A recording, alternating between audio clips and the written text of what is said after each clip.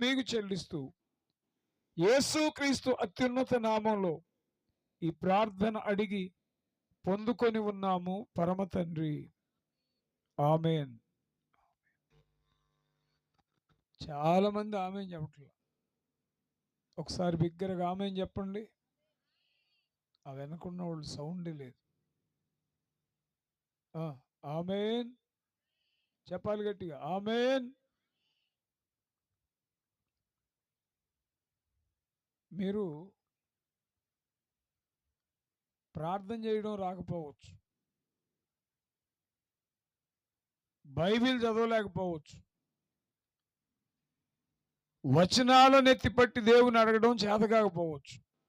కానీ మీ మనస్సులో ఉన్నటువంటి ఆలోచన ఏదో అది మనసులోనే ఒక తల్లి ఒక కుమారుడు లేక కుమార్తె అమ్మతోటి ఎలాగో నాన్నతో ఎలాగ చెప్తారో దేవునితో కూడా ఒక బిడ్డ తల్లిదండ్రులతో సంభాషించినట్లే మీ అవసరత ఏదో మీ దేవునికి తెలియపరిచి చివరిలో ఆమేన్ అనే మాట కనుక మీరంటే మీరు అడిగిన దానిని దేవుడు దయచేస్తాడు. స్తోత్రం, స్తోత్రం.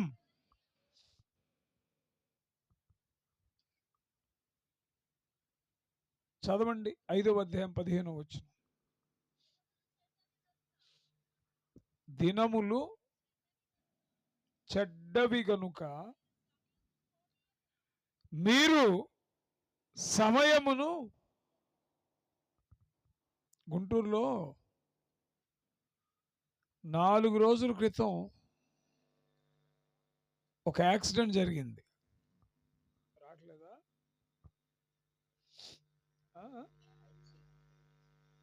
మరి ఇంకేం కూర్చుతారు మీరు? ఆయనేడు పండితుడు. స్తోత్రం. తను ప్రదీప్ అని medical field doctor come professor.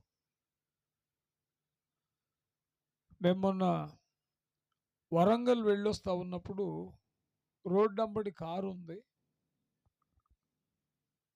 ఆ కారుని లారీ గుద్దేసింది. అవి ఇంకా రోడ్డు మీద ఉన్నాయి ఎడ్జ్లో. చూసాము.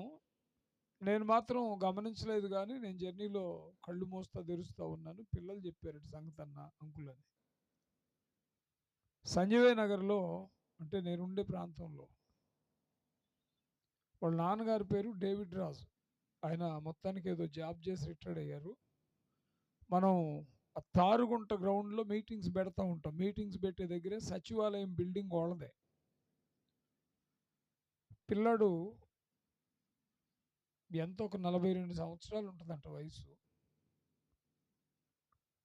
వస్తా వస్తా రోడ్డు మీద పిల్లలు ఏదో ప్రక్కకి వెళ్ళాలని అడిగారేమో తన పిల్లలు. కారు ఆపాడు లెఫ్ట్ సైడు. ఎడం ప్రక్క నుంచి భార్య పిల్లలు దిగి కారులో నుంచి అవతలకి వెళ్ళారు. ఈయనేమో డ్రైవర్ సీట్లో నుంచి రైట్ సైడ్ కాలట్ట మోపి నిలబడ్డాడు. ఫ్రాక్షన్ ఆఫ్ సెకండ్లో లారీ రావటం కొట్టి స్పాట్ అవుట్. ఊహించినంతసేపు పట్ల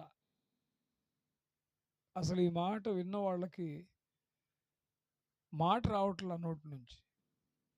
వాళ్ళు ఆపమని అడగటం ఏంటి, పిల్లలు కారు అయినా ఆపటం ఏంటి, పిల్లలు ఎడమవైపు దిగి వాళ్ళ పని నిమిత్తం వాళ్ళు వెళ్ళటం ఏంటి, ఈయనేమో కుడివైపు నిలబడటం ఏంటి, లారీ రావడం ఏంటి, కొట్టేయటం ఏంటి.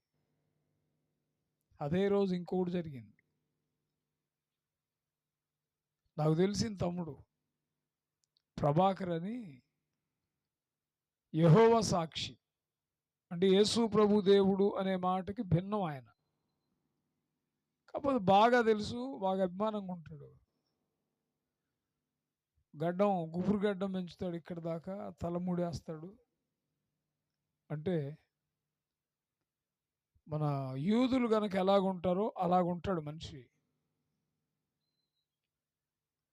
ఎప్పుడు దాగే ఉంటాడు. భక్తుడు మళ్ళీ ఎప్పుడు దాగే ఉంటాడు. ఈయనకు కూడా 50 ఉంటుందో 45 ఉంటుందో వయసు. ఫుల్లుగా దాగి వెనకబడ్డాడంట. దెబ్బలేం లేవు. ఈ వెనక మాత్రం రాయేదో చిన్నది కొట్టుకుంది. వాళ్ళ ఆవిడ ఇంటికి తీసుకెళ్ళి పసుపు పెట్టేసి, ఏం పెట్టి, పసుపు పెట్టి పరిచర్య చేస్తుంది. బిడ్డ తాగున్నాడుగా, ఏం అర్థం కాల. నెక్స్ట్ డే బాగా నొప్పిగుందమ్మా అన్నాడంట. ఇంటి దగ్గర ఏదో 1-2 ఇంజెక్షన్స్ వేయించి మళ్ళీ పడుకోబెడితే, నాకు ఈ మందు పని చేయదు, ఆ మందు కావాలన్నాడు. అది కూడా తెప్పించారు. మళ్ళీ తాగి మళ్ళీ పడుకున్నాడు. 3వ రోజుకి లేవట్లా, లేపుతుంటే బ్రతికే ఉన్నాడు. అతి కష్టం మీద ప్రైవేట్ హాస్పిటల్కి తీసుకెళ్తే స్కానింగ్ చేస్తే ఈ తల 4 అంగుళాల వెడల్పులో లోపల బ్లడ్ క్లాట్ అయిపోయిందండి. ఇక్కడ ఎన్ని అంగుళాలు? 4 అంగుళాల వెడల్పులో బ్లడ్ క్లాట్ అయిపోయింది. ప్రైవేట్ హాస్పిటల్లో 5 నుంచి 10 లక్షలు అవుతాయని చెప్పారు. గత్యంతరం లేక జనరల్ హాస్పిటల్కి తీసుకెళ్లారు. తీసుకెళ్ళిన 1 అవర్లో చనిపోయాడు. ఏం మాట్లాడతాం చెప్పండి మనం? వాక్యం చెప్తాడని మేము ఎదురు చూస్తూ ఉంటే రావడమే ఈ చావు కబుర్లు ఏంటి, ఈ భయం పుట్టియటం ఏంటి అంటారా? నేను ఎప్పుడో చదివే న్యూస్. కడప దగ్గర బావమరిది ఇద్దరు బైక్ మీద బయలుదేరారు. వాళ్ళ బావమరిదిని ట్రైన్ ఎక్కించాల. ట్రైన్ 1 అవర్ లేట్ అన్నారంట. ఈలోపు పొలం చూసి వద్దాం బావా, పనివాళ్ళు ఉన్నారు, పని చేస్తున్నారు కదా, వెళ్ళొద్దాం అన్నాడు. ఆ ట్రైన్ ఎక్కాల్సిన ఆయన. ఇద్దరు కలిసి వెళ్ళారు. ఇద్దరు కలిసి వెళ్ళిన తర్వాత ఎవరైతే ఆయన తీసుకెళ్ళిన ఆయన, నువ్వు నడుపు మరిది, నేను వెనక కూర్చుంటాను, నాకు కొద్దిగా అన్ఈజీగా ఉంది అన్నాడంట. ముందు ఆయన నడుపుతున్నాడు. నడుపుతూ ఉండే లోపు పైన వీళ్ళు పొలానం గట్టు మీద పోతా ఉన్నారు. పైనుంచి ఎక్కడి నుంచో పాము పడింది మీద. పాము పడి నడపడానికి ముందు కూర్చున్నవాడి మీద పడింది. టప్మని ఒక కాటేసింది. ఇదిలిచ్చాడు, అది కింద పడిపోయింది. ఈలో పైనుంచి ఎక్కడి నుంచో గ్రద్దొచ్చి రివ్వుని దాన్ని పట్టుకుని వెళ్ళిపోయింది మళ్ళీ. అంటే అప్పటిదాకా దాని నోట్లోనే ఉంది, అది పట్టుకుని వెళ్ళిపోయింది. ఈ కరిపించుకున్న ఆయన, ఊరు వెళ్ళాల్సిన ఆయన కింద పడిపోయాడు. నొరగొస్తా ఉంది. హాస్పిటల్ అదిగో ఇదిగో అనే లోపు అవుట్. దినములు మాట్లాడాలి. దినములు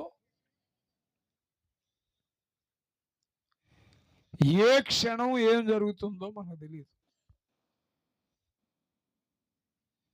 ఏవేవో చెయ్యాలని తీర్మానాలు చేస్తాం, ఎన్నో ఆలోచనలు చేస్తాం, ఎన్నో డిజైన్స్ చేస్తాం. చదువుకునే వాళ్ళకి ఆలోచనలు ఉంటాయి, కూలి చేసే వాళ్ళకి ఆలోచనలు ఉంటాయి, ఉద్యోగ వ్యాపారాలు చేసే వాళ్ళకి ఆలోచనలు ఉంటాయి. మనిషి అన్నాక ఏమాత్రం రవ్వంత తెలివితేటలు కలిగిన వానికి ఖచ్చితంగా భవిష్యత్తును గురించి ఒక ఆలోచన, ఒక అవగాహన ఉంటుంది. బైబిల్ అంటాడు యాకోబు పత్రికలో, వినండి, నేడైనను రేపైనను ఒకానొక పట్టణమునకు పోయి వ్యాపారము చేసి 1 సంవత్సర కాలం ఉండి వ్యాపారము చేసి లాభము ఆర్జింతము రెండని చెప్పుకొని వారలారా, రేపేమి సంభవించునో మీకు తెలియదు, మీ జీవము ఏపాటిది. కొంతసేపు కనబడి అంతలో మాయమైపోవు. మన ఒక చెల్లి యూట్యూబ్లో ఒక చిన్న సాక్ష్యం షేర్ చేసింది. పాస్టర్ గారి కోడలు, వాళ్ళ ఆయన కూడా పాస్టర్ గారే, వాళ్ళ మామయ్య పాస్టర్ గారే. ఏం చెప్తుందంటే, చర్చిలో 10 మంది మధ్య నిలబడి, సభల్లో జనంలో నిలబడి, భయపడొద్దు, దేవుడు ఉన్నాడు, ధైర్యంగా ఉండండి, దేవుడు కాపాడుతాడు అని చెప్పడం, క్షేమకరమైన స్థితిలో ఉండి చెప్పడం భలే ఉంటది. కానీ మేము దుబాయ్‌లో ఇరుక్కుపోయాము. మిస్సైల్స్ పడుతున్నాయి. బాంబింగ్ జరుగుతా ఉంది. ఇళ్లల్లో ఉన్న వాళ్ళు కూడా రోడ్ల మీదకి పరిగెడుతున్నారు. రోడ్ల మీద వచ్చి పడతాయో, ఇళ్లల్లో పడతాయో తెలీదు. మా వారు కూడా చాలా ఫీల్ అవుతా ఉన్నారు. ఒకవేళ చావొచ్చినా సొంత ప్రాంతానికి వెళ్ళి చనిపోతే బాగుంటది. ఈ అస్తవ్యస్తమైన పరిస్థితిలో ఇరుక్కుపోయామని చెప్పి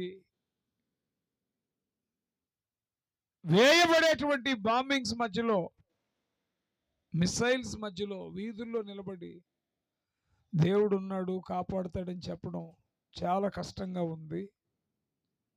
ఆయన చెప్పాడు, నువ్వు మేల్కొని ఉండు, నేను నిద్రపోతాను. నేను మేల్కొని ఉంటాను, నువ్వు నిద్రపో. దేవుడు ఎలా చేస్తే అలా అవుతుంది అని చెప్పాడు.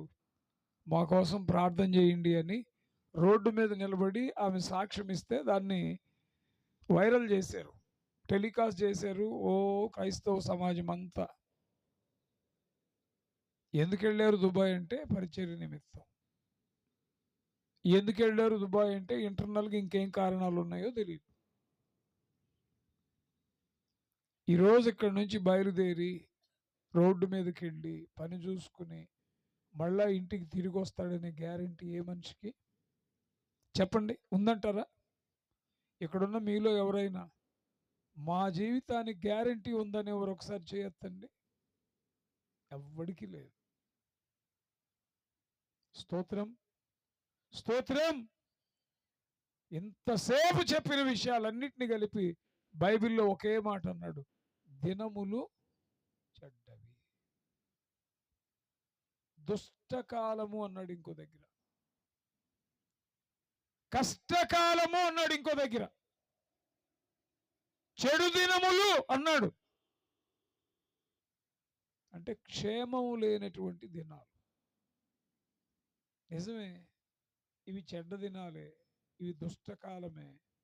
ఇప్పుడు మమ్మల్ని ఏం చేయమంటారు అంటారా? అక్కడ వాక్యం ఏమన్నాడు చూడండి, దినములు చెడ్డవి గనుక ఏం చేయాలి? సమయమును మాట్లాడాలి. మీరు సమయమును, డోంట్ వేస్ట్ యువర్ టైం. సమయమును పోనీయక అంటే తిరిగే ముళ్ళును పట్టుకోమని కాదు. సమయమును పోనివ్వక అంటే సమయాన్ని వ్యర్థం చెయ్యొద్దు. Praise the Lord, praise the Lord. సమయమును వ్యర్థము చెయ్యొద్దు అంటే అసలు ఇప్పుడు టైంతో పాటు పరిగెత్తేవారు ఎవరైనా కనపడుతున్నారు మనకి? చెప్పండి.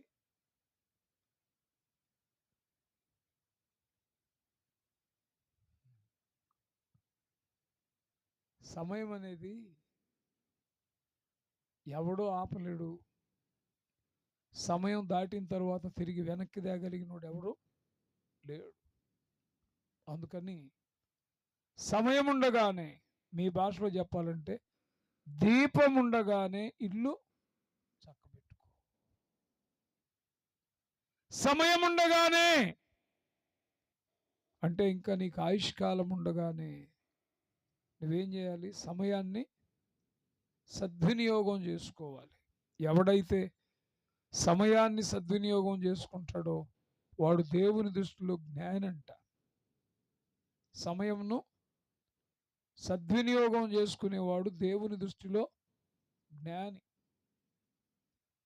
సమయమును సద్వినియోగము చేసుకొనుడి అంటే ఇప్పటిదాకా డబ్బులు సంపాదించలేదేమో, ఇక నుంచి కష్టపడి 4 రాళ్ళు సంపాదించుకోండి అని, ఇప్పటిదాకా కాలయాపన చేసేవేమో, ఇక్కడి నుంచి బాగా చదువుకోండి అని, ఇప్పటి వరకు టైం అంతా దాటిపోయిందేమో, ఇకనైనా వ్యాపారాన్ని జాగ్రత్త చేసుకో అని, ఏమోలే చనిపోతావు అనుకున్నావు, దేవుడి దయ వల్ల నువ్వు చనిపోలేదు, దేవుడు ఆయుష్కాలం ఇచ్చాడు, నీకు సంబంధించిన ఆస్తి వివరాలన్నీ ఎక్కడున్నాయో చెప్పి నీ పిల్లల పేరు మీద, నీ భార్య పేరు మీద వాటిని రాసేయి నాయనా, పొరపాటున నీకేదన్నా అయిందంటే పిల్లలు వీధి పాలవుతారు అని సమయాన్ని సద్వినియోగం చేసుకోవడం అంటే అదనుకుంటున్నారా? బైబిల్లో యోబు గ్రంథం ఒక మాట చూడండి.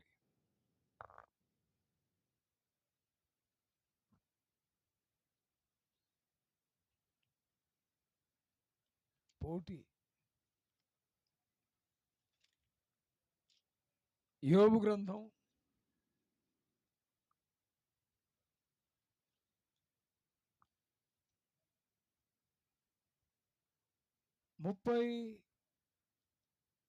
33వ అధ్యాయం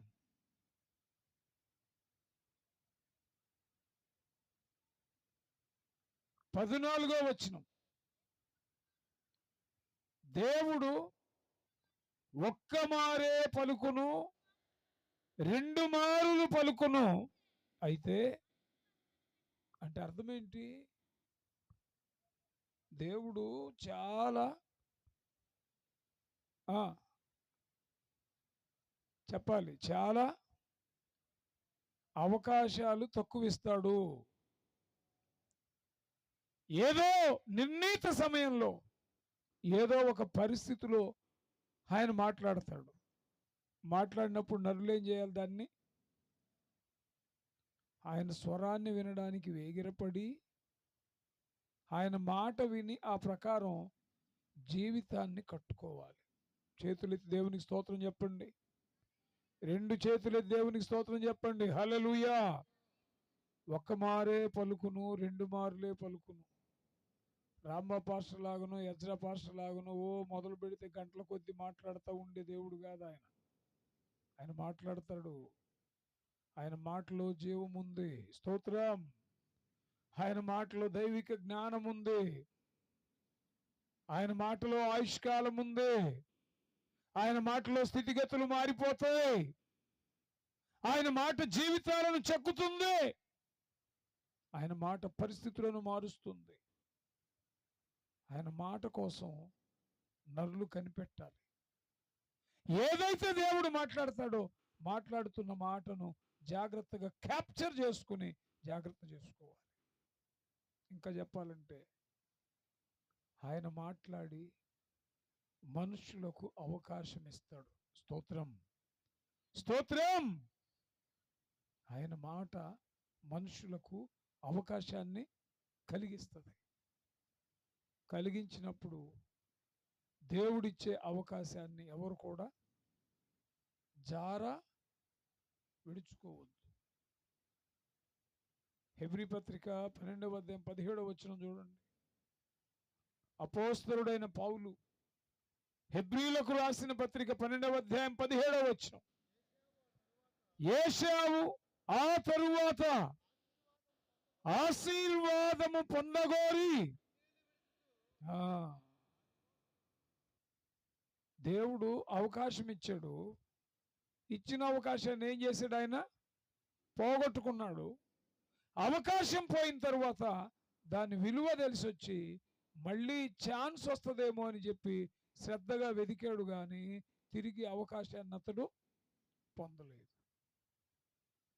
ప్రియమైనటువంటి దేవుని బిడ్డలారా, వయస్సు దాటి వెళితే వెనక్కి రాదు. కాలం దాటి వెళితే వెనక్కి రాదు. పరువు కూడా ఒకసారి పోగొట్టుకుంటే మళ్ళీ తిరిగి తెచ్చుకోవడం కష్టం. స్తోత్రం, స్తోత్రం. అందుకని సద్వినియోగం చేసుకోమంటున్నాడు. ఏశావు మళ్ళీ అవకాశం చేజికిచ్చుకోవాలనుకున్నాడు, కానీ అట్టి అవకాశం అతనికి తిరిగి ఇవ్వబడలా. ఈరోజు వాక్యం నీతో నాతో సూటిగా మాట్లాడుతుంది. అవకాశాలు కొద్దిగా ఇస్తాడు దేవుడు. స్తోత్రం, స్తోత్రం. అవకాశాలు దేవుడు చాలా స్వల్పంగా ఇస్తాడు. మనం ఏం చేస్తామంటే కాలదన్నుకుంటాం. ఈ రాత్రి నిజంగా దేవుని సన్నిధిలో ఉన్న నీతో నాతో పరిశుద్ధాత్మ దేవుడు సూటిగా రూఢిగా మాట్లాడుతూ ఉన్నాడు. ఆయన ఇచ్చే అవకాశాన్ని ఒడిసి పట్టుకోండి. ఆయన ఇచ్చే అవకాశాన్ని జార విడుచుకోవద్దు. డాక్టర్స్ నువ్వు చచ్చిపోతావని చెప్పి ఉండొచ్చు, కానీ దేవుడు నిన్ను బ్రతికిస్తున్నాడు. మీరు కాదు. ఫర్ ఎగ్జాంపుల్ నేనే 2021లో రాంబాబు పాస్టర్కి లేడు అన్నారు, హార్ట్ ఫెయిల్యూర్ అయింది. ఎజ్రా పాస్టర్ గారు వీళ్ళే ఉంది నాతో పాటు, నాకు కూడా చెప్పలేదు డాక్టర్స్, వాళ్ళకే చెప్పారు ఉన్న 4 రోజులు జాగ్రత్త చూసుకోండి అని. డాక్టర్స్ ఉండడని చెప్పారు, దేవుడు నాకు అవకాశం ఇచ్చాడు. స్తోత్రం చెప్పండి. డాక్టర్స్ ఉండడు అని చెప్పారు, దేవుడు నన్ను ఉంచాడు. డాక్టర్స్ కొద్ది కాలమే, కొద్ది రోజులే అని చెప్పారు, దేవుడు నా ఆయుష్కాలాన్ని పెంపారు చేస్తా ఉన్నాడు. దేవుడు అవకాశం ఇచ్చాడు, నో డౌట్. దేవుడిచ్చిన ఈ అవకాశాన్ని నేనేం చేయాలి? సద్వినియోగం చేసుకోవాలి. సద్వినియోగం చేసుకోవటం అంటే ఎట్టా?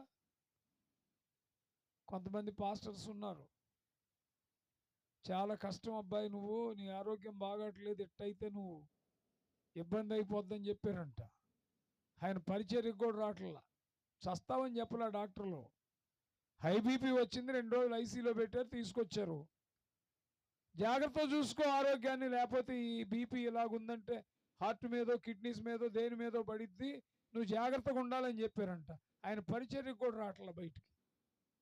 ఏంటంటే సీరియస్ అని చెప్పారు డాక్టర్లు, బీపీ ఇలాగుంటే నీకు ఇబ్బంది అయిద్దని చెప్పారు.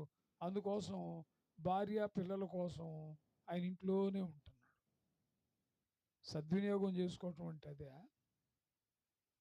దేవుడు అవకాశం ఇస్తాడు, దేవుడిచ్చిన అవకాశాన్ని పట్టుకోవాలి. స్తోత్రం చెప్పండి. దేవుడు అవకాశం ఇస్తాడు, దేవుడిచ్చిన అవకాశాన్ని జార విడుచుకోవద్దు. దేవుడు అవకాశం ఇస్తాడు, అవకాశాన్ని సద్వినియోగం చేసుకో. ఎంతమంది మనకంటే యోగ్యులు, మనకంటే ఎన్నికైన వారు, మనకంటే బలవంతులు, మనకంటే యవనస్తులు, మనకంటే చదువరులు, మనకంటే ఉన్నతమైన స్థితిలో ఉన్నవారు చూస్తూ ఉండగానే పిట్టలు రాలినట్టు రాలిపోతూ ఉన్నారు. మనం బ్రతికున్నాం, వాళ్ళు వెళ్ళిపోయారు. వాళ్ళకంటే మనం శ్రేష్ఠులమనే. వాళ్ళకి దేవుడు అవకాశాలు ఇచ్చాడు, వారు సద్వినియోగం చేసుకోవాలి. ఈరోజు దేవుడు నీకు నాకు అవకాశం ఇస్తున్నాడు. వాక్యం హితవు పలుకుతా ఉంది, సద్వినియోగం చేసుకోమని. బైబిల్ ఉంది, ఎన్ని మార్లు గద్దించిన లోబడనొల్లని కుమారుడు హఠాత్తుగా గద్దించిన అంటే అర్థం ఏంటంటే, గద్దిస్తున్నాడు అంటే ఇంకొక అవకాశాన్ని నీకు ఇస్తున్నాడని. Once again he is going to give a chance. దేవుడు నీకు అవకాశం ఇస్తున్నాడని. ఇచ్చిన అవకాశాన్ని పట్టుకోవాలి, ఇచ్చిన అవకాశాన్ని జార విడుచుకోకూడదు, ఇచ్చిన అవకాశాన్ని ఉపయోగించుకోవాలి. ఉపయోగించుకోవడం అంటే, ఇంతకాలం భార్య పిల్లలకు దూరంగా ఉన్నాను, ఇక ఈ రోజు నుంచి భార్య పిల్లలతో ఉంటాను. ఎంతకాలం జీవితం అంతా సేవ సేవ సేవ అంటూ పరిగెత్తాను, ఇక బ్రతకడని డాక్టర్లు చెప్పారు, ఎక్కడి నుంచి అయినా భార్య పిల్లలతో ఇంట్లో ఇల్లు దాచుకొని గడుపుదామనే సద్వినియోగం చేసుకోవడం అంటే. ఎంతకాలం ఎలాగ బ్రతికావో తెలీదు. దేవుడిచ్చిన అవకాశాన్ని బట్టి దేవునితో నీ బ్రతుకు పెనవేయబడాలి. చప్పట్లు కూడా దేవుని స్తుతించుదాం. ఒకవేళ ఇంతకాలం నువ్వు పరిచర్య చేస్తూ దేవుని యొక్క సేవలో, దేవుని యొక్క విశ్వాస్యతలో నడుస్తున్నావేమో, అయినా దేవుడు ఇంకొక అవకాశం ఇచ్చాడు నీకు. వెళ్ళిపోవలసిన నిన్ను భూమి మీద ఇంకా ఉంచాడు ఆయన. దాన్ని సద్వినియోగం చేసుకోవడం అంటే, భక్తిలో ఉన్నానని చెప్పుకుంటూ ఏదైనా మిస్ అయ్యావేమో దేవునిలో, ఇప్పుడు దాన్ని కనెక్ట్ అవ్వడానికి ప్రయత్నం చేయాలి. స్తోత్రం. ఏది పోగొట్టుకున్నావో, ఏ విషయంలో దూరంగా ఉన్నావో, ఏ విషయంలో దేవుని నుంచి నువ్వు పొందలేకపోతా ఉన్నావో, ఏ విషయంలో దేవునితో అనుసంధానం లేదో, తీర్మానాలు చేస్తాం, గాలికి వదిలేస్తాం. నిర్ణయాలు చేస్తాం, గాలికి వదిలేస్తాం. నిర్ణయాలు నిర్ణయాలుగానే ఉంటాయి, తీర్మానాలు తీర్మానాలుగానే ఉంటాయి. ప్రతి డిసెంబర్ 31 తీర్మానం చేస్తాం, 1వ తారీఖు ఆచరణ అంటాం, 2వ తారీఖు నుంచి మళ్ళీ మామూలు అయిపోతాం. Fast is fast. అయిపోయింది, ఏదో అయిపోయింది. ఎన్నో తీర్మానాలు చేసావు, నిలబడలేకపోయావు. దేవుడు అవకాశాలు ఇచ్చాడు. వెళ్ళిపోవలసిన నిన్ను నన్ను ఇంకా సజీవంగా ఉంచి నడిపిస్తున్నాడు. ఈరోజు దేవుని వాక్యం సూటిగా నీతో నాతో మాట్లాడుతుంది. ఏ విషయంలో దేవునికి అనుకూలంగా మనం బ్రతకడం లేదో దేవుడిచ్చిన అవకాశాన్ని సద్వినియోగం చేసుకుందాం. స్తోత్రం, స్తోత్రం. బైబిల్లో నేను రిఫరెన్స్ చెప్పట్లేదు కానీ విషయం చెప్తున్నాను, వినండి. బైబిల్లో వేశ్య ఒకటి ఉంది. చెప్పండి, ఎవరు? వేశ్య. ఆమె పేరు రాహాబు. మీరు చెప్పండి, ఏం పేరు ఆమె పేరు? అక్కడున్న స్త్రీలు ఏం పేరు? రాహాబు. దేవుడు ఆమెకు అవకాశం ఇచ్చాడు.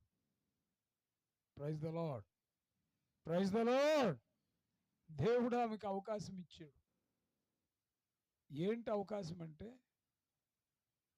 ఆమె నివసించే పట్టణం ఎరికో. చెప్పండి, ఏ పట్టణం? ఎరికో. ఎరికో పట్టణాన్ని ఇశ్రాయేలీయులు స్వాధీనం చేసుకోవాలి. స్వాధీనం చేసుకోవాలంటే ఎరికో పట్టణాన్ని వేగు చూడాలి. ఎటువైపు సైన్యం ఎక్కువ ఉంటుంది, ఎటువైపు బలం ఉంటుంది, ఎటువైపు బలహీనత ఉంటుంది. ఎరికోలో ప్రవేశించాలంటే ఏ వైపు నుంచి రావాలి, ఎక్కడ కొల్లగొట్టాలి, ఎలాగ రాజ్యాన్ని సొంతం చేసుకోవాలని ముందు రాజ్యమంతా తిరిగి దుర్బిణి వేయాలి, బలాన్ని బలహీనతని. యెహోషువ, నాయకుడైన యెహోషువ మనుషుల్ని ఏర్పరచి పంపించాడు ఇశ్రాయేలీయులు. ఎరికో పట్టణంలో ప్రవేశించగానే రాజుగారికి తెలిసిపోయింది, ఎవరో క్రొత్త మనుషులు మన పట్టణంలోకి వచ్చారు, మన రాజ్యాన్ని కొల్లగొట్టాలనో లేకపోతే శత్రువులకు అప్పగించాలనో, ఏ శత్రువులో మన దగ్గరికి వారిని పంపించారేమో, వారిని పట్టుకుని తీసుకుని రండి అని చెప్పి ఆజ్ఞాపించాడు రాజు. ఇప్పుడు సైన్యం వీరు వెంటబడింది. వీరేం చేశారు? సైన్యం నుంచి తప్పించుకోవడానికి ఎవరింట్లోకి వెళ్ళారు? చెప్పాలా, మాట్లాడాలి మీరు. ఎవరింట్లోకి వెళ్ళారు? రాహాబను వేశ్య. రాజ్యంలో వేశ్య ఎందుకుంది? ఇళ్ల మధ్య వేశ్య ఎందుకుంది అంటారా? ఇళ్ల మధ్య కాదు, అది గవిని. రాజ్యంలోకి ప్రవేశించగానే ఆ రాజ్యపు ఎంట్రన్స్లో గవినిలో ప్రాకారం ఉంటుంది. మన భాషలో చెప్పాలంటే ప్రహరీ గోడ. ఆ గోడ మాకిక్కడ ఎద్దనపూడి అనుమతులని ఇల్లు ఉండేది. మా అమ్మ నాన్నోళ్ళు చిన్నప్పుడు అక్కడి నుంచి గుంటూరు సెటిల్ అయ్యారు.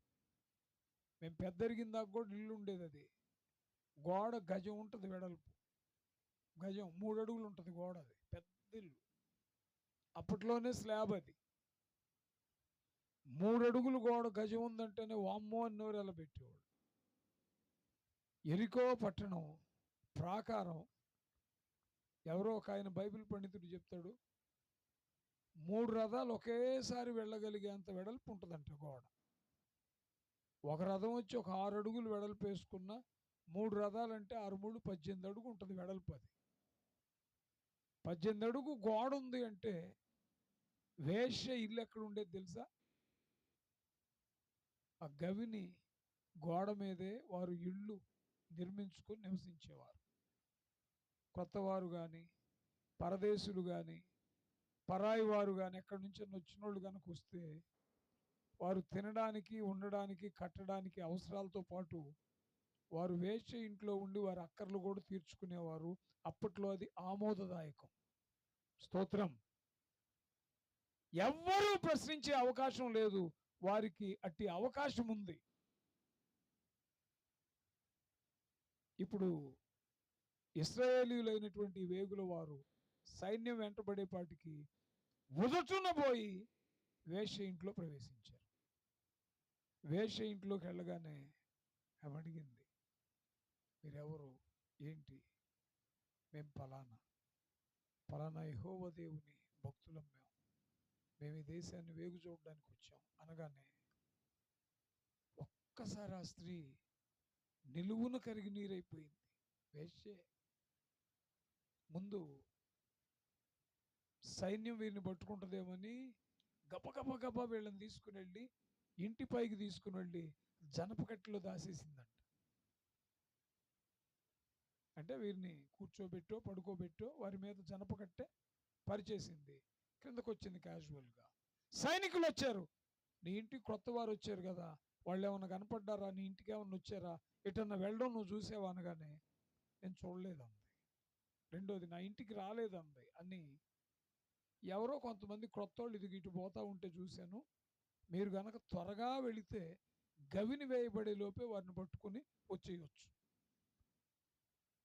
అంటే పర్టికులర్ టైం ఉంటుంది, సాయంత్రం 6 7. 7 లోపు బయటికి వెళ్ళినోడు 7 తర్వాత లోపల రాకూడదు. ఇక 7 లోపు వస్తేనే రావాలి, అది రూల్. 7 తర్వాత గవిని తీస్తే మంచోళ్ళు ఎవరో చెడ్డోళ్ళు ఎవరో సొంతోళ్ళు ఎవరో బయటోళ్ళు ఎవరో తెలియదు, రాజ్యక్షేమం కోసం రాజ్యంలో వారైనా సరే బయటికి వెళితే ఆ నియమిత టైంలోపు వస్తేనే వచ్చినట్టు, లేకపోతే గవిని మూసేస్తారు, మళ్ళీ తెల్లారి రావడమే. వేగుల వారు బయటికి వెళ్ళిపోయారు, మీరు త్వరగా వెళ్ళండి, వాళ్ళని పట్టుకోండి. మీరు గనక తరిమి పట్టుకుంటే 6 అయ్యేలోపు గవిని వేయబడే లోపే వాళ్ళని తీసుకొని లోపలికి రావచ్చు అని చెప్పింది. అప్పుడు వీరు ఆ స్త్రీ చెప్పిన మాట నమ్మి బయటికి వెళ్ళిపోతారు. గవిని దాటి వెళ్ళారు కాబోలనుకొని వారిని వెంటాడుతూ వెళ్ళిపోతారు. ఈలోపు గవిని వేయబడింది. ఇక రాజు దగ్గరికి సమాచారం వెళ్ళాలంటే రేపే. ముందు వేగుల వారు రక్షించబడ్డారు. ఇప్పుడు ఈ స్త్రీ జనపకట్టెలో దాచబడిన వేగుల వారి దగ్గరికి వెళ్ళి, ఈ రాజ్యాన్ని వేగు చూడడానికి వచ్చారు కదా, మీ దేవుడైన యెహోవాను గురించి నేను విన్నాను. 2 చేతులు దేవునికి స్తోత్రం చెప్పండి. ఒక వేశ్య నోట వెంట సజీవుడైన దేవుని గురించిన మాట ఆయన తన ప్రజలైన ఇశ్రాయేలుని ఎలా నడిపించాడో, పగటి వేళ మేఘస్తంభమై రాత్రి వేళ అగ్నిస్తంభమై వారిని ఎలాగ ఆదుకున్నాడో, వారి కొరకు ఎర్ర సముద్రాన్ని ఏ రీతిగా పాయలు చేశాడో, పితరులను కానీ మన్నాతో వారిని ఏ విధంగా పోషించాడో, మీ దేవుని గురించి నేను విన్నాను. ఇప్పుడు ఈ రాజ్యాన్ని వేగు చూడడానికి వచ్చారా? అంటే ఈ రాజ్యాన్ని యుద్ధం చేసి స్వాధీనపరుచుకుంటారా? అలాగైతే ఈ రాజ్యం నిశ్చయంగా మీదవుతుంది. స్తోత్రం. ఈ రాజ్యం ఖచ్చితంగా మీదే. అయితే ఈ రాజ్యం మీకు వశమైనప్పుడు నన్ను, నా తండ్రి ఇంటి వారిని దయచేసి రక్షించండి. Praise the Lord, praise the Lord. నన్ను, నా తండ్రి ఇంటి వారిని నశింపజేయొద్దు, మాకు ప్రాణహాని లేకుండా ప్రాణభిక్ష పెట్టండి అని అర్థించింది. వారన్నారు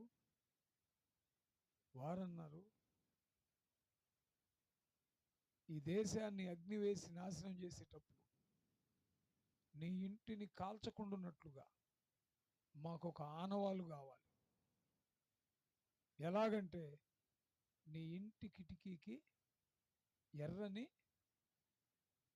తొగరు దారం కట్టు. తొగరు దారాన్ని కనుక కడితే అగ్నితో ఎరుకోని కాల్చివేసేటప్పుడు నీ ఇంటికున్న తొగరు దారం కనబడుతుంది. అప్పుడు నీ ఇంటిని మేము దాటి వెళ్ళిపోతాం. స్తోత్రం, స్తోత్రం. మాట్లాడి వారి దగ్గర మాట తీసుకుని తన ఇంటి కిటికీలో నుంచి వారిద్దరిని బయటికి దింపేసింది. వారు వెళ్ళిపోతారు, ఏం మిగిలిపోయింది? Praise the Lord. ఇందులో మనం నేర్చుకోదగినటువంటి సంగతి ఏంటంటే, వేగుల వారు వేశ్య ఇంటికి రావడం పరిపాటి.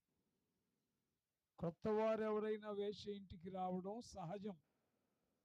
పూటకోళ్ళ ఇంటికి వెళ్ళి తినడానికి ఆహారం, త్రాగడానికి నీళ్లు, విశ్రాంతి నొందడానికి విడిది గది ఎలాగైతే పూటకోళ్ళ ఇంట్లో ఉంటుందో, శారీరక అక్కర తీర్చుకోవడానికి వేశ్య ఇంటికి వెళ్ళడం కూడా పరిపాటే. వేగుల వారు వేశ్య ఇంటికి వెళ్ళడం ఆచరణాత్మకంగా సహజమే కానీ వేగులు వారు వెళ్ళి కాపాడపడ్డం అనేది ప్రణాళిక అయితే, వేగులు వారు ఆమె ఇంటికి వెళ్ళడం వల్ల ఆమె దేవుని రక్షణలో, సంకల్పములో ఏర్పరచబడ్డం అనేది దేవుడు ఆమెకి ఇచ్చే అవకాశం. స్తోత్రం, స్తోత్రం. బైబిల్లో రాయబడింది, రాహాబను వేశ్య క్రియలను బట్టి నీతిమంతురాలుగా ఎంచబడింది. చెప్పండి, దేన్ని బట్టి? క్రియలను బట్టి నీతిమంతురాలుగా. ఏంటి ఆమె చేసిన క్రియ? చెప్పండి, ఆమె చేసిన క్రియ ఏంటి? తన ఇంటికి వచ్చిన దేవుని యొక్క ప్రజల్ని కాపాడింది. ఇంట్లో పెట్టుకుని లేరు అని చెప్పింది. ఇంట్లోనే ఉండి లేరు అని చెప్పిన సంగతి రాజుగారికి తెలిస్తే బ్రతకనిస్తాడా? ఏమని కూడా చంపేస్తాడు. ఏమేం చేసింది? దొరికితే చంపుతారని తెలుసు, అయినా కూడా వేగుల వారిని కాచింది. అంటే చావుకైనా ఇష్టపడింది కానీ ఇశ్రాయేలీయులను అప్పగించడానికి ఇష్టపడాల. Praise the Lord, praise the Lord. మరణం వస్తుందని తెలిసిన వారిని కాపాడడంలో తెగువ క్రియను చూపించి ఆమె దేవుని దృష్టిలో నీతిమంతురాలుగా ఎంచబడింది. ఆమె వారి దేవుని గురించి విన్నది, వినిన మాటను బట్టి విశ్వసించింది. విశ్వసించిన దాన్ని బట్టి వేగులు వారిని ఇంట చేర్చుకుంది. ప్రాణహాని ఉందని తెలిసి ఇంట చేర్చుకున్న వేగులు వారిని తప్పించింది. స్తోత్రం, స్తోత్రం. మనలాంటి వాళ్ళు అయితే టైం కాని టైంలో బంధువులు వస్తే కూడా తిట్టుకుంటాం. ఈ టైంలో వచ్చాడు, ఎవడు చూస్తాడు, ఇప్పుడు మాకు మేమే చేసుకోలేకపోతున్నాం, ఏడాడో తిరిగి ఏయో పనులు చేసుకొని నిద్రపోవటానికను తినడానికను మా ఇల్లు కావాలా, మాకు బాగానప్పుడు ఒక్కడు చూడలేదు, మేము కష్టాల్లో ఉన్నప్పుడు పలకరించిన వాళ్ళు కాదు, ఇప్పుడు మాత్రం మా ఇల్లు కావాల్సి వచ్చిందని బంధువులను కూడా ఎత్తి పొడుస్తారు. ప్రార్థనా పరులు చాలామంది. ఈవిడ ప్రార్థనా పరురాలు కాదు, వాళ్ళే మీకు బంధువులు కాదు. మరి ఎలా చేర్చుకుంది? వారు ఆరాధించే దేవుడు ఏమికి తెలుసు. చప్పట్లు కూడా దేవుని స్తుతించండి. వారి దేవుడైన యెహోవా ఈమెకి తెలుసు. ఆ దేవుని కార్యాలు ఈమెకి తెలుసు. ఆ దేవుని మహిమ ఈమెకి తెలుసు. మీ దేవుని గురించి మేము విన్నప్పుడు మా గుండెలు కరిగిపోయాను అని సమాధానం ఇచ్చింది. నిద్ర లేచిన దగ్గర నుంచి ఎన్ని వర్తమానాలు వింటామో, ప్రతి ఆదివారం వింటాం, ప్రతి సభల్లో వింటాం, టీవీ పెడితే వాక్యం వస్తుంది, ఇంటి పక్క ఇంటి ఎదురు ప్రార్థన పెట్టి మైకి పెడితే చెవుల్లో వద్దంటే వచ్చి పడతా ఉంటుంది. ఎన్నో మార్లు వింటాం కానీ మన స్టైల్ మాత్రం మార్చుకోం. ఆమె వినింది, వినిన తర్వాత నమ్మింది. Praise the Lord. వినిన తర్వాత నమ్మింది. మనం వింటాం కానీ నమ్మం. నమ్మిన తర్వాత సమయం దేవుడు ఇవ్వనే ఇచ్చాడు. నమ్మిన ఆవిడకి వేగుల వారిని చేర్చుకుంటే సచ్చిద్దేమో అనేది మనం చూస్తాం.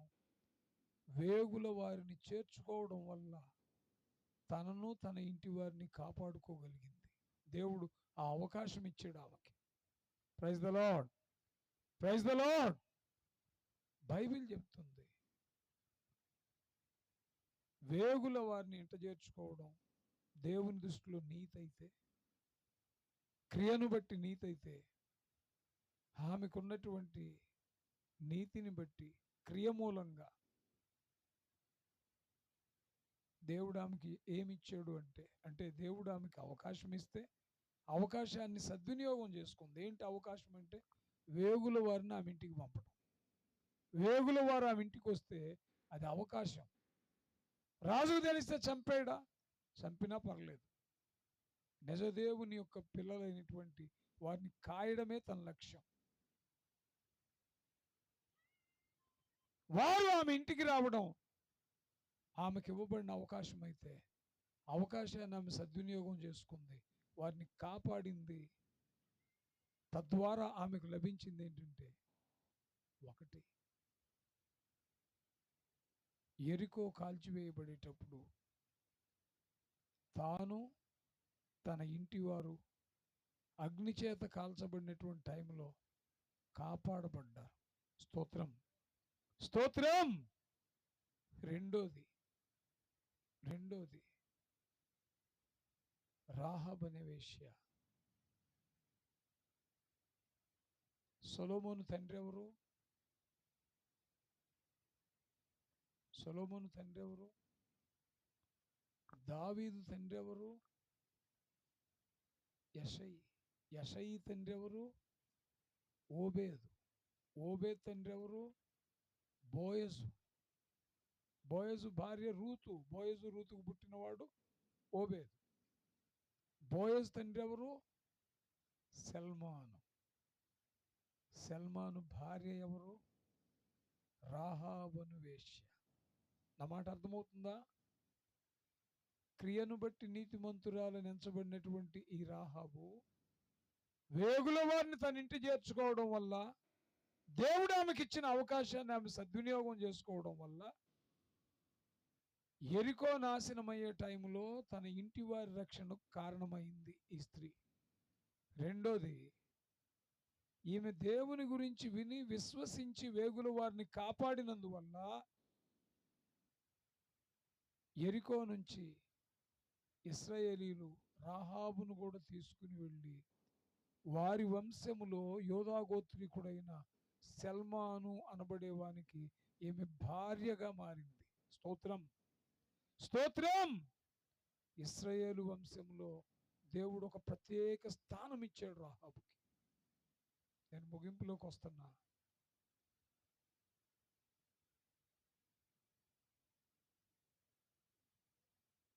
సల్మానుకు భార్య అయి ఈ రాహాబుకి సల్మాన్కి పుట్టినవాడు బోయజ్ అయితే, బోయజుకు పుట్టినవాడు ఓబేద్ అయితే, ఓబేదుకు పుట్టినవాడు యెషయి అయితే, యెషయికి పుట్టినవాడు దావీదు అయితే, దావీదుకు పుట్టినవాడు సొలొమోను అయితే, సొలొమోనులో నుంచి వచ్చినవాడు రెహబాము, రెహబాములో నుంచి వచ్చినవాడు అబియా, అబియాలో నుంచి వచ్చినవాడు ఆసా, అతనిలో నుంచి వచ్చినదే యేసు తల్లి అయిన మరియా. స్తోత్రం, స్తోత్రం. అంటే యేసు ప్రభువుకి మూల స్త్రీగా మార్చబడింది రాహాబు. యేసు ప్రభు వంశవృక్షములో చేర్చబడింది రాహాబు. యెరికో నాశనం అయిపోయేటప్పుడు దేవుడు ఆ పట్టణాన్ని కాల్చివేసేటప్పుడు రాహాబును వేశ్యని కుటుంబాన్ని దేవుడు కాపాడాడు. Because of the faith of Rahab. Rahab విశ్వాసం. రాహాబు విశ్వాసాన్ని బట్టి ఆమె కుటుంబం కాపాడబడింది. రాహాబు విశ్వాసాన్ని బట్టి ఆమె ఇశ్రాయేలు వంశంలో చేరింది. రాహాబు యొక్క విశ్వాసాన్ని బట్టి క్రీస్తుకు మూల స్త్రీగా మారింది. రాహాబు యొక్క విశ్వాసాన్ని బట్టి దేవుని మనసులో స్థానాన్ని పొందింది రాహాబు. స్తోత్రం, స్తోత్రం. ఎన్ని సంగతులు, దేవుడిచ్చిన అవకాశం ఒక్కటే. వేగుల వారు ఆమె ఇంటికి వెళ్ళడం, మనమైతే నెట్టేసేవాడు, మన వల్ల అయితే కాదు.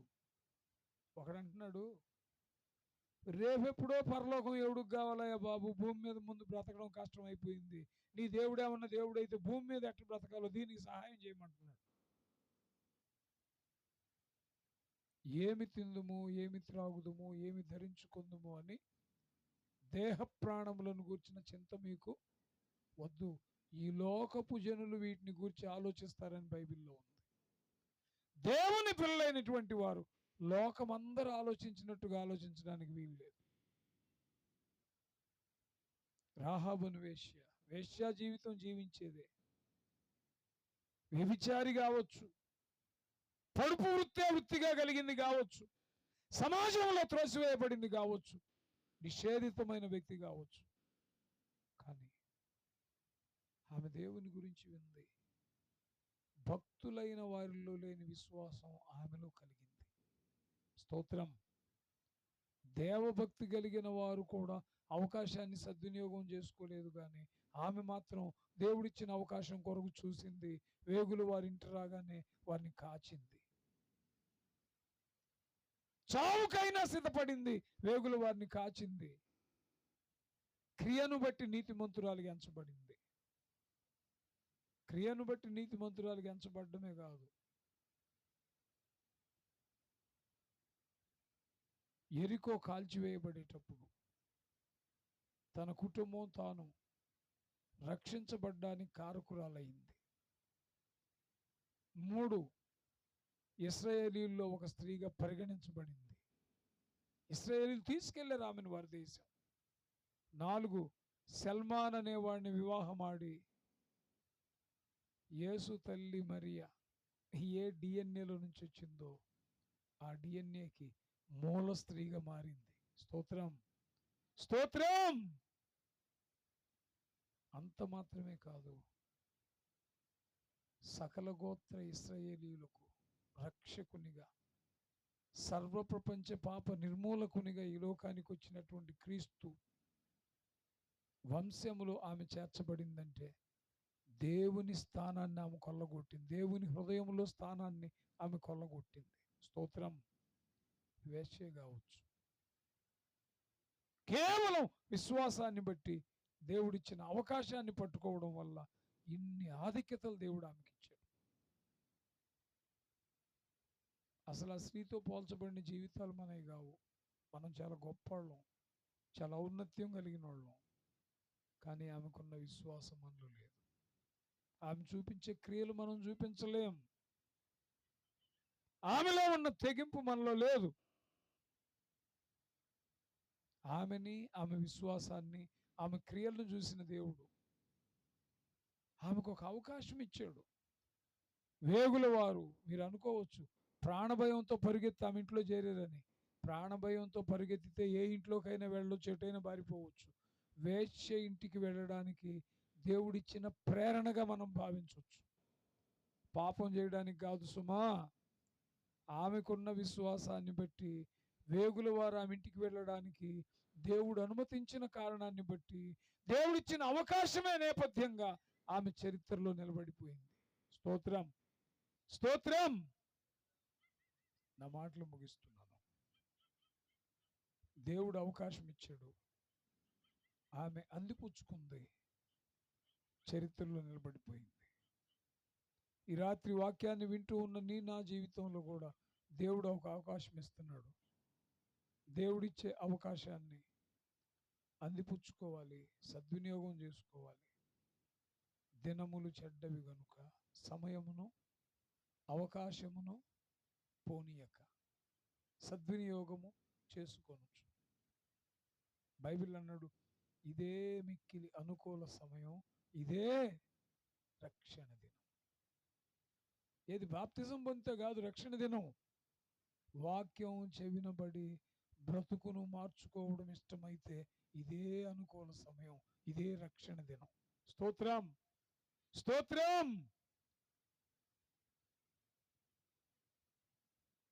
ఈ రాత్రి నా పరిస్థితి ఏంటి? సమయమే కాదు, అవకాశం కూడా దేవుడిచ్చేది. రాహాబు అనే వేశ్యకి అవకాశం ఇచ్చాడు బ్రదర్, మనకేం ఇచ్చాడు అవకాశం? ఈరోజు వాక్యం నీకు ఇచ్చిన అవకాశం కాదా ఇది? స్తోత్రం. ఈ సభలు దేవుడు నీకు ఇచ్చిన అవకాశం కాదా? విత్తబడిన వాక్యాన్ని బట్టి హృదయం స్పందిస్తుంటే దేవుడిచ్చే అవకాశం కాదా? ఎన్నో మార్లు దేవుని గురించి వింటావు కానీ తీర్మానం చేయవు. తీర్మానం చేస్తావు కానీ పరిపూర్ణమైనటువంటి నడిపింపులోనికి రాలేవు. తీర్మానం చేస్తావు కానీ ఆచరణలో పెట్టవు. వాక్యం మాట్లాడుతుంది. ఇక్కడున్న విశ్వాసులు చాలామంది దేవుని గురించి వింటారు, తీర్మానం చేస్తారు కానీ నిలబడరు. అలాగే మాలాంటి సేవకులు కూడా ఎన్నోసార్లు మేలైన దాన్ని చేపట్టాలని, యుక్తంగా బ్రతకాలని, దేవుడిచ్చే అవకాశాన్ని సద్వినియోగం చేసుకోవాలని ఆలోచిస్తారు, ఆచరణలో పెట్టలేరు. నిర్ణయం చేస్తారు, తీర్మానం చేస్తారు కానీ ఆచరించలేరు. ఈరోజు వాక్యం సూటిగా రూఢిగా నీతో నాతో మాట్లాడుతుంది. దేవుడు ఒక అవకాశం ఇచ్చాడు. అవకాశాన్ని ఏశావు సద్వినియోగం చేసుకోవాలా, అవకాశాన్ని రాహాబు సద్వినియోగం చేసుకుంది. ఈరోజు నీ పరిస్థితి, నా పరిస్థితి ఏంటి? ఏశావు భ్రష్టుడు, రాహాబు వేశ్య. ఏశావు దుర్వినియోగం చేసుకున్నాడు, రాహాబు సద్వినియోగం చేసుకుంది. ఏశావు చరిత్రలో భ్రష్టుడైపోయాడు, రాహాబు చరిత్రలో పుణ్య స్త్రీగా మారిపోయింది. స్తోత్రం, స్తోత్రం. ప్రభు దగ్గరికి రాకముందు ఆ వేశ్య జీవితం మందే. ప్రభు దగ్గరికి వచ్చాక కూడా తీర్మానం మీద నిలబడకపోతే ఆత్మ సంబంధమైన వ్యభిచారులుగానే ఉండిపోతున్నాం. ప్రభు దగ్గరికి రాకముందు ఏశావు వలె భ్రష్టులమే. ప్రభులోకి వచ్చాక కూడా యుక్తంగా ప్రవర్తించడం చేత కాకపోతే ఏశావుకి మనమే వారసులం. అయినా దేవుడు అవకాశం ఇస్తున్నాడు. అయినా నీకు దినాన్ని ఆయుష్కాలం ఇచ్చాడు, అది అవకాశమే. మార్పు లేని బ్రతుకును ప్రేమించి వాక్యం ద్వారా హృదయాన్ని తాకుతున్నాడు, అది అవకాశమే. రాహాబు జీవితంలో నుంచి నిన్ను ప్రేరేపిస్తున్నాడు, అది అవకాశమే. ఎంత ప్రయాసకు వచ్చి 3 దినాలు ఏర్పాటు చేసిన కూడికలు, ఇది అవకాశమే. వాక్యం వింటున్నప్పుడు ప్రభు కొరకు బ్రతకాలనే తీర్మానం నీలో కలిగితే అది అవకాశమే. అవకాశాన్ని పోగొట్టుకోవద్దు, సద్వినియోగం చేసుకో. సేవకులు కూడా చాలా సందర్భాల్లో ఈ రోజు నుంచి చావైనా బ్రతుకైనా ప్రభు కోసమే అంటారు. తీర్మానం చేసిన నెక్స్ట్ మినిట్లోనే మళ్ళీ జారిపోతారు. ఈ జీవితం ఎంతకాలం? ఈ పరుగు ఎంతకాలం? ఈ దిగజారితనం ఎంతకాలం? నిస్సహాయత ఎంతకాలం? దేవునికి దూరస్థంగా వేసే ప్రతి అడుగు ఇంకా ఎంతకాలం? వాక్యం చెప్తుంది, ఎన్నాళ్ళు మీరు 2 తలంపుల మధ్య తడబడుచుండు. యెహోవా దేవుడైతే ఆయన వైపు, బయలుదేవుడైతే ఆయన వైపు. క్రైస్తవ్యం ఈరోజు ఎక్కడుందంటే 2 తలంపుల మధ్యనే నిగ్గుదేలుతా ఉంది. ఎవడు సిరికి దేవునికి దాసులుగా ఉండలేడు. ఉంటే చల్లగా ఉండు, లేదా వెచ్చగా ఉండు. డ్యూయల్ రూల్ వద్దు. ఉంటే తేటగా బ్రతుకుదాం, లేదా చీకట్లోనే బ్రతుకుదాం.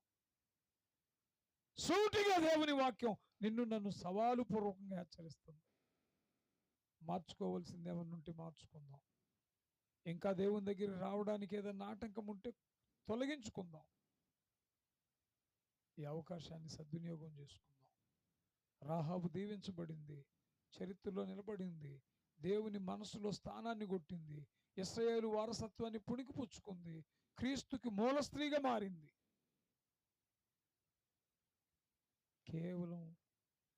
కేవలం దేవుడిచ్చిన అవకాశాన్ని జాగ్రత్త చేసుకుంది. ఈరోజు నేను కూడా దేవుడిచ్చిన అవకాశాన్ని జార విడుచుకోవద్దు, ఉపయోగించుకుందాం. దేవుని కొరకు నిలబడదాం. దేవుడి మాటలు మన వినికిడిలో దీవించునుగాక. ఆమేన్. ప్రార్థన. దయచేసి తల్ల వంచండి. ప్రార్థన.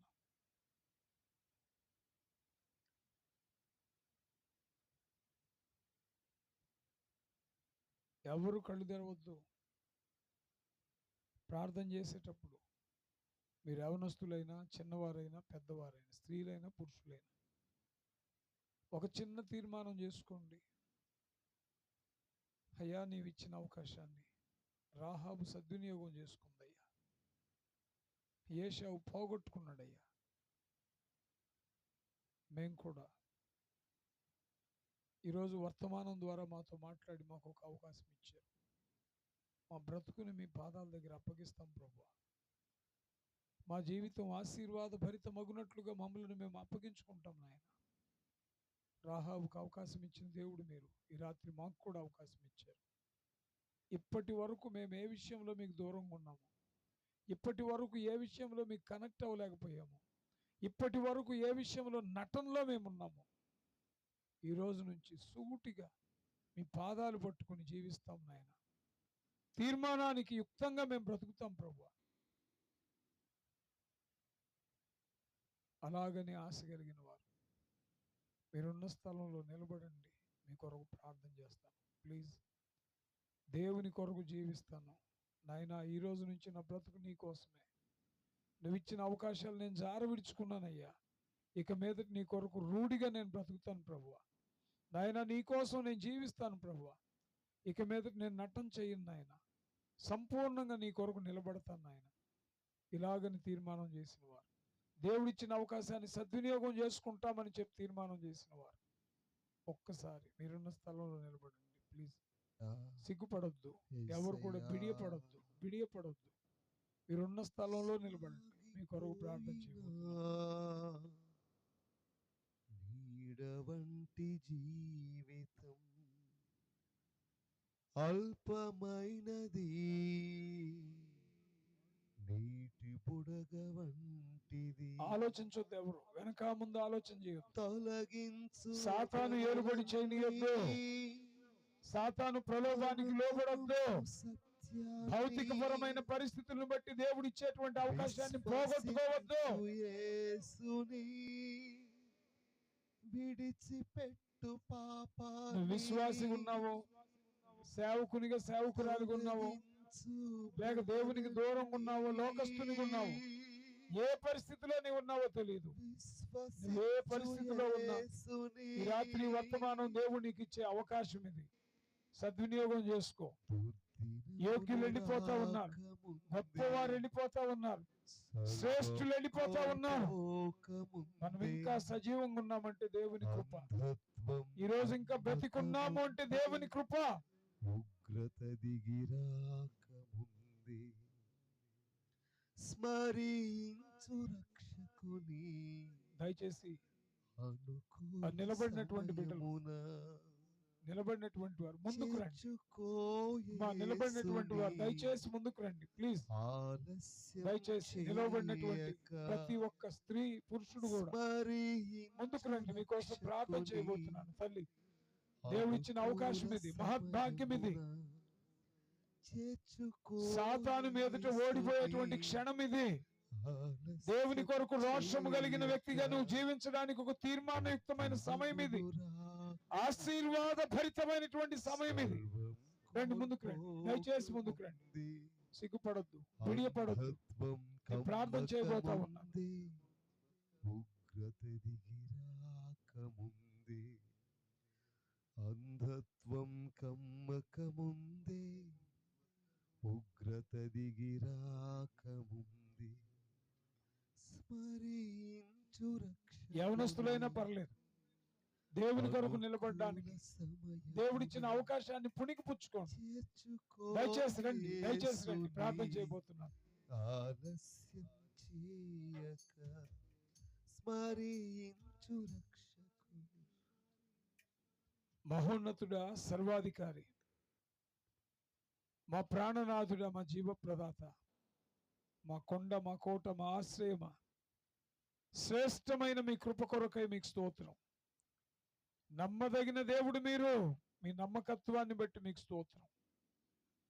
రాహాబును వేశ్య మీరిచ్చిన అవకాశాన్ని జార విడుచుకోలేదు. వేగుల వారింటికి వచ్చినప్పుడు చావుకు సిద్ధపడింది కానీ వారిని అప్పగించలేదు.